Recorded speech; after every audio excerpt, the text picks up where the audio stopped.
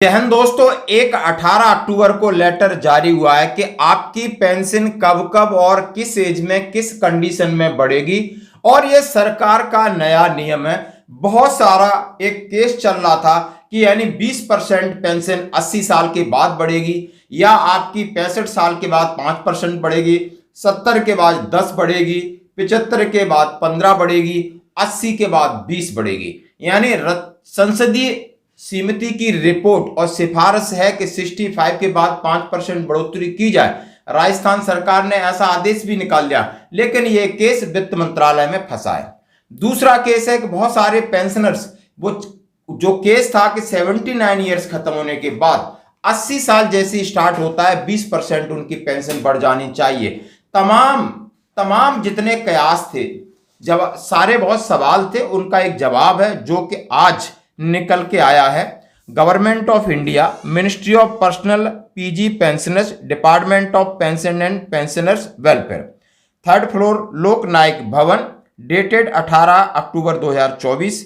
यानी office memorandum, subject है condition for grant additional pension to the retired central government civil employees covered under central civil service pension rule 2021।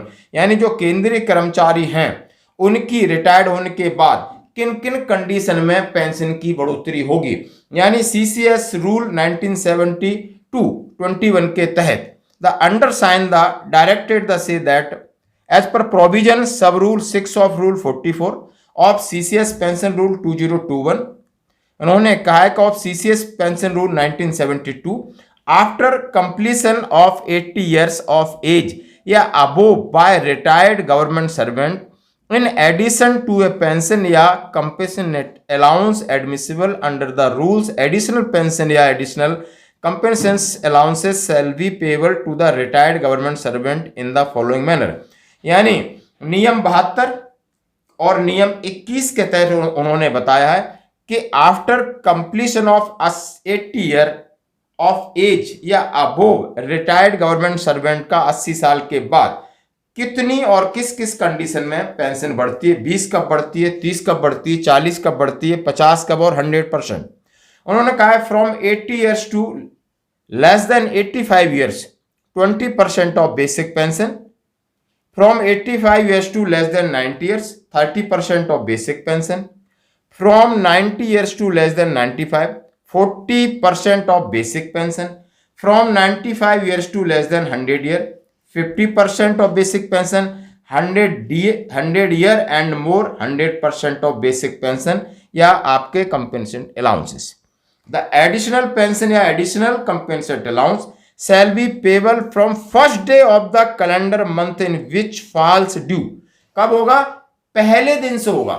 यानी आपकी 80 साल 22 अप्रैल को है तो लेकिन वो 1 अप्रैल उससे ये बेनिफिट आपको मिलेगा। कौन सा बेनिफिट मिला? 80 साल आपको महीने का कोई मार्च महीना है 10 तारीख को हो रहा है, लेकिन फायदा आपको 10 मार्च को हो रहा है कंप्लीट। आपकी डेट ऑफ बर्थ 10 मार्च से है तो लेकिन वो 1 मार्च से आपको लगेगा। जैसा कि इन्होंने एक एग्जाम्पल दिया है कि उन्होंने कहा था for example pensioners born on 20 August 1942 shall be eligible for additional pension at the rate of 20% of the basic pension with effect from 1st अगस्त। उन्होंने कहा 1 अगस्त 2022। यानी 80 साल उसके 20 अगस्त को हो रहे, लेकिन पहले अगस्त को उसको 20% की बढ़ोतरी। Pensioners born as 1 August 1942 shall also be eligible for additional pension at the rate of 20% of basic pension with effect from 1 अगस्त 2022। ये तो पहली को होगा तो पहली को हो जाएगा। All ministry, department and pension disbursing authority bank are requested that the above provision of central Civil Service Pension Rule 21 may be brought the notice of all concerns and compilation। Madhu Man Kotiya under secretary of government of India. और उन्होंने all the ministry department organisation as per standard list. इन्हें आप समझ चुके होंगे, भारत सरकार का कार्मिक मंत्रालय पेंशन और पेंशन भोगी कल्याण का ये लेटर 18 तारीख का सीधा कि आपकी पेंशन में बढ़ोतरी की कंडीशंस क्या क्या होंगी। यानी जो रिटायर्डी सेंट्रल गवर्नमेंट कर्मचारी उनके लिए है, उन्होंने पेंशन नियमों का हवाला देकर के बता दिया है कि आपकी 80 साल खत्म होने के बाद ही होगा। लेकिन कब, जिस महीने में 80 साल यदि 25 तारीख को खत्म हुई तो उसको आपको 25 दिन पहले का बेनिफिट मिलेगा। सिर्फ इतना बेनिफिट मिलेगा, बाकी ज्यादा बेनिफिट नहीं मिलेगा।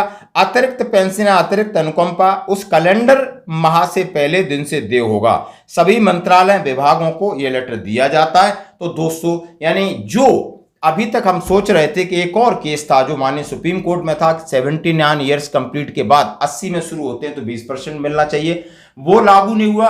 और जो 5% बढ़ोतरी का आफ्टर 65 ईयर्स है, क्योंकि इसका हवाला दिया गया था कि लगभग जितने फौजी हैं, जो जेएसयू जवान हैं, फौजियों की जो बात है, एवरेज एज 65 तक है।